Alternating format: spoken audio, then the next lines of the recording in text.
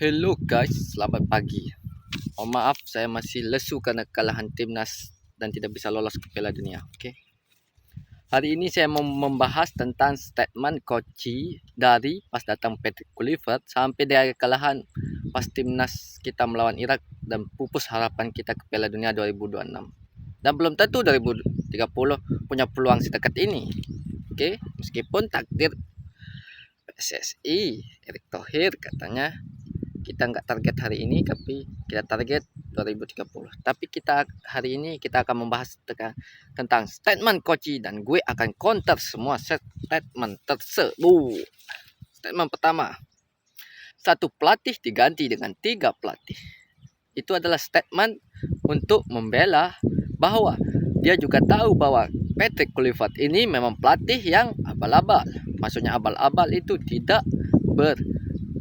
berkualitas gitu. Dia cuma punya lisensi, pernah melatih Curaçao, hasilnya jelek di sana. Terus Patrick ini juga terlibat skandal-skandal yang nggak perlu kita jadikan itu sebagai performa di lapangan. Nah, si Koci ini membela dengan ditambah 2 asisten baru, 2 pelatihan saya, yaitu Denis Lazzat sama si Ale Pastor. Ale Pastor ini adalah juru dari pelatih di sana di Belanda, di klub Belanda, sedangkan Alex Lanza juga begitu. Mereka ini jago dalam taktik dan manajemen pemain. Tetapi masalahnya mereka berdua jadi asistennya ini belum ada pengalaman di kualifikasi Piala Dunia atau Piala Dunia. Mereka cuma pengalaman di klub, itu pun di kelompok usia. Itu maksud saya. Jadi sedangkan Patrick Kluivert nggak ada pengalaman melatih klub besar. Seperti kata Coach Justin, pelatih timnas itu pelatih yang nganggur. Nah, pas bilang STY karena dia nganggur, kenapa nggak bilang Kluivert juga nganggur karena ngambil timnas? Dia nggak ngomong gitu loh. Nggak ada video atau di stasiun TV mana dia ngomong gitu. Oke, itu pertama. Yang kedua, keputusan PSSI, apapun keputusan PSSI kita dukung. Pergantian STY dari Kluivert ini adalah keputusan dari Pak Erik dan jajarannya. Kita harus hargai, hormati, kita harus support karena milik pelatih Belanda.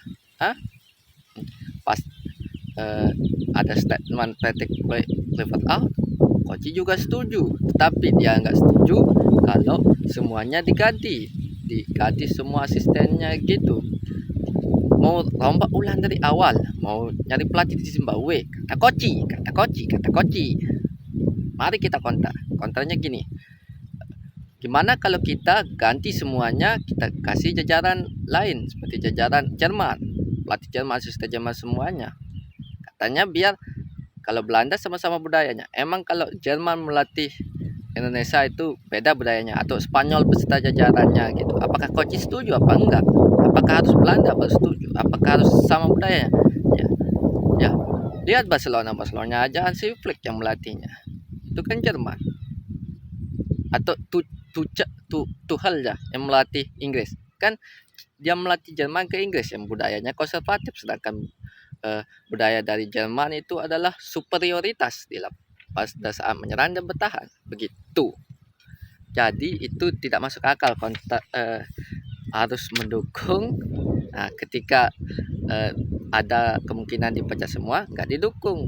Emang apa salahnya kalau diganti semuanya, dicari lebih bagus lagi? Nggak mungkin lah ngurang dari nol, orang melanjutin Piala Asia lagi gitu. Selanjutnya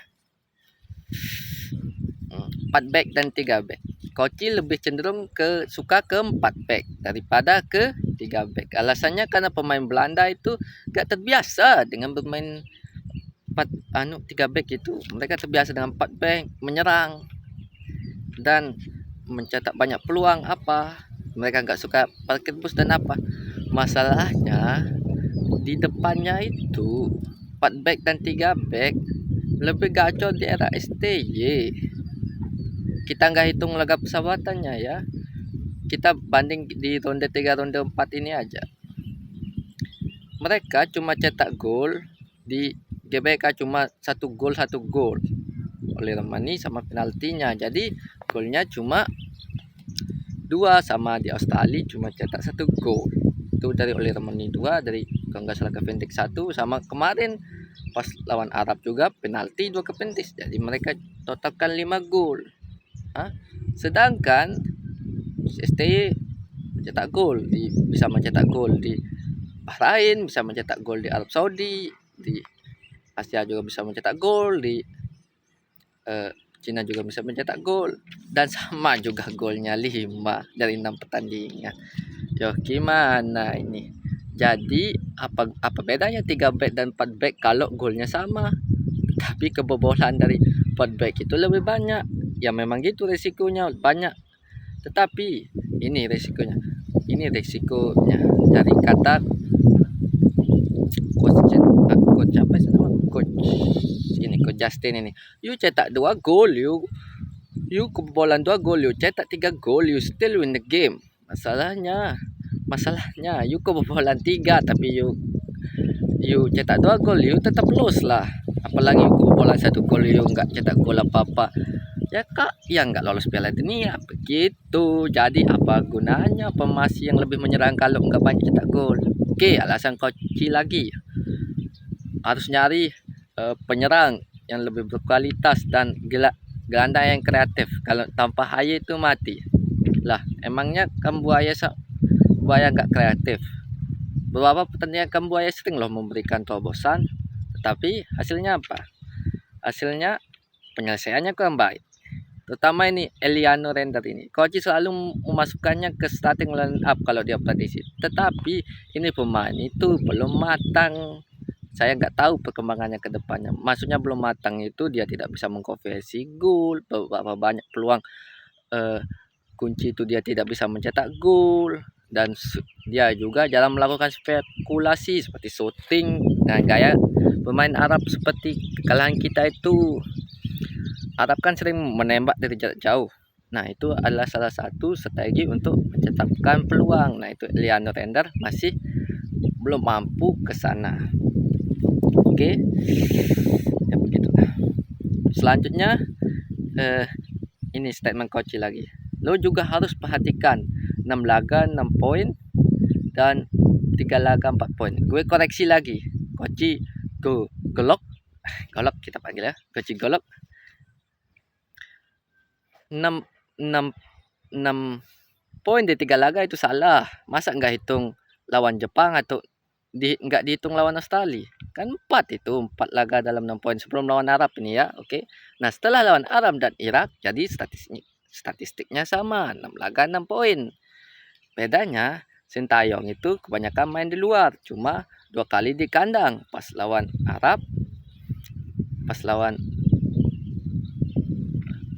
3 kali di kandang dan 3 lagi kandang. Pas lawan Arab kandang tandang, pas lawan Bahrain tandang, pas lawan Cina juga tandang. Ya Jepang pasti kita kalah lah lawan Jepang, dan Australia kita bisa samain. Nah, sedangkan si Patrick itu kalah telak di Australia, kalah telak juga di Jepang. Gitu maksud saya itu cara perlawanan kita melawan tim-tim mereka itu lebih bergairah pas ada STY dibanding pas ada Kluivert. Memang secara permainan STY itu cenderung bertahan, susah menyerah, tetapi dari skema menyerahnya STY itu lebih mengancam. Terbukti pada saat kemarin lawan Irak aja kelihatan menyerangkan, penguasaan bola tinggi, tetapi shot on target 1, itu pun dari Kevin Dix melewati langkang back, tetapi bisa pas posisinya di tengah kiper, dan syutingannya itu tidak terlalu keras, jadi tidak terlalu bahaya. Selebihnya nggak ada peluang, dari heading nggak ada, dari skema open play nggak ada, dari service nggak ada, dari corner kick nggak ada. Terus gimana skema menyerangnya itu bisa menghasilkan poin? Jadinya sama-sama saja poinnya. Bedanya STY masih ngasih harapan, sedangkan Patrick Kluivert ini menghasilkan kehancuran. Fakta itu. Oke, selanjutnya target Piala Dunia. Ini bukan akhir dari target Piala Dunia, kata Koci. Selanjutnya masih ada Piala Asia dan selanjutnya. Ini berarti proyek ini tidak gagal. Ya, saya setuju proyek ini kedepannya tidak gagal sesuai kata IJES setelah Conference lawan Irak. Dan kedepannya itu kita akan mencoba lagi ke Piala Dunia tahun berikutnya kaca IJES. Tetapi masalahnya gaya bermain dari PT Clifford ini tidak menemukan hasil. Ditambah lagi dengan gamblingnya PSSI menuju beliau, pasti ada dua kemungkinan. Kalau nggak cepat lolos ke Piala Dunia, ya dari awal dari kehancuran. Dan yang terjadi adalah awal dari kehancuran. Aduh. Ya gimana, gaya permainan Clifford itu cenderung ke dua back dan dua gelandang. Saat melakukan 4-1-2-1-2, mereka backnya ini nggak di press, tetapi pas masuk ke sayap kiri atau sayap kanan, ujung-ujungnya balik ke tengah, mundur ke belakang. Apa bedanya sama STY? STY melakukan 3 back juga, ujung-ujungnya mundur juga ke belakang. Bedanya adalah pada saat STY itu selalu menciptakan ruang kosong di samping atau apa, sedangkan di Clifford ini musuh tidak akan memberikan ruang kosong di garis pertahanan mereka. Mereka tidak ngepress ke back kita. Nah, itu masalahnya. Harusnya PT Clifford ini punya setidaknya beberapa mikro taktik di depan ini supaya mencetak golnya itu lebih banyak, supaya enggak dikatakan total football itu mandul gitu. Oke, selanjutnya saya mau bahas tentang ini. Ada beberapa pilihan pemain. Oke, Koci juga nggak setuju dengan adanya Beckham, Klopp, dan Sayuri. Nggak setujunya gini, harus cepat diganti maksudnya, tapi lama ganti. Nah, Koci juga nggak nyemut Tijani Reinders juga. Tijani Reinders juga mainnya so-so aja, nggak disebut. Terus Orat Mangun juga so-so juga nggak disebut. Atau Milano Jonathan dia sebut, karena pemain kreatif harus tetap bertahan karena kita mengincar gol. Nah, itu pertanyaannya, kenapa PT Clifford menggantinya? Kenapa enggak kasih julukan aja ke PT Clifford itu seperti Arteta, selalu salah pilih pemain. Salah pilih pemain kan, ini selalu salah ganti pemain. Ya mirip lah sama Arteta, atau kebalikan Arteta sudah. Kamu itu Patrick seperti kebalikannya Arteta, goblok, katus. Nah, gitu aja ngomongnya. Tapi kan ngomong ke pelatih Belanda ini halus gitu, nggak pernah ngatain goblok lah, tolol lah, PT Clifford hancur-hancuran lah, PT Clifford PNBWT seperti itu.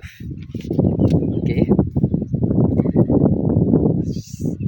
Selanjutnya, pada saat pertandingan terakhir kemarin sering Koci bilang gini, ya gimana mau membuka pertahanan dari Irak kalau apa itu namanya, Ricky Kambuaya nggak turun, terus Liano sama Beckham nggak dapat support dari back-backnya. Kan masalahnya itu permainan Irak itu kan nggak apa-apa, nggak press back 2 di tengah, tetapi pas masuk mereka menumpuk pemain di tengah, pas masuk bolanya itu ke tengah langsung di press, maksudnya kalau double press di press. Nah, masalahnya Kambuaya itu tidak turun bukan karena dia nggak mau, tapi itu strategi Clifford. Nah, menurut Koci itu karena Kambuayanya itu nggak mau turun.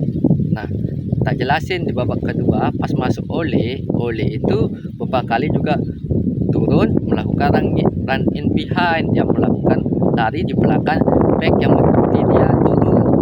Dia kan turun, otomatis backnya naik. Nah, pas dia naik lagi, otomatis backnya kalah sprint. Nah, itu salah satu contohnya kita dapat penalti karena backnya itu kalah sprint dan bolanya itu mengenai tangannya. Nah, itu contoh bahwa itu adalah strategi babak kedua yang diterapkan untuk Ole.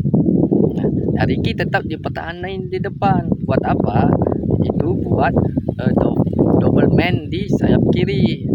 Seperti kalau Orat Mangun bisa tiktokan sama Ricky Kambuaya, maksudnya Tijani Reinders tiktokan sama Kambuaya. Masalahnya Tijani Reinders ini tidak eksplosif. Itu masalahnya pada saat laga melawan Irak kemarin seperti itu.